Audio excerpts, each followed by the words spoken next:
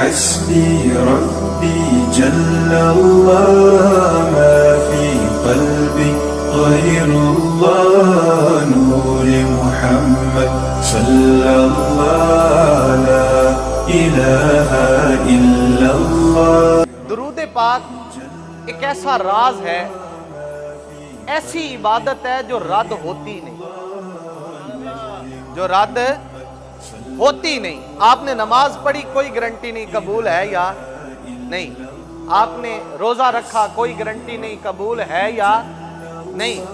آپ نے حج کیا، آپ کے پاس کوئی گارنٹی نہیں کہ قبول ہے یا نہیں. لیکن درود و سلام ایک ایسا راز اور ایک ایسی عبادت ہے کہ فرمایا جو ہر حال میں قبول ہوتی ہے. بڑے راز ہیں اس کے، ایک بتا دیتا ہوں. مثلا آپ پڑھیں اللہم صلی علی سیدنا و مولانا محمد و بارک وسلم. اب آپ نے کہا اللہم اے ہمارے رب، صلی علی تو سلام بھیج، تو سلام بھیج. اللہم صلی علی سیدنا محمد و علی آل محمد.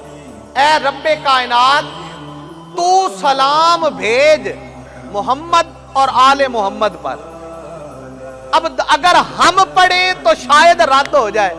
ہم نے تو پڑھا ہی نہیں. ہم تو رب کو کہہ رہے ہیں کہ اے رب کائنات تو پڑھ. کیا کہہ رہے؟ تو سلام بھیج. تو تیرا میرا تو رد ہو سکتا ہے، اس کا کون رد کرے؟ اس کا سلام تو ذرا بابا سے بلند پڑھیں اللہم صلی علی سیدنا و مولانا.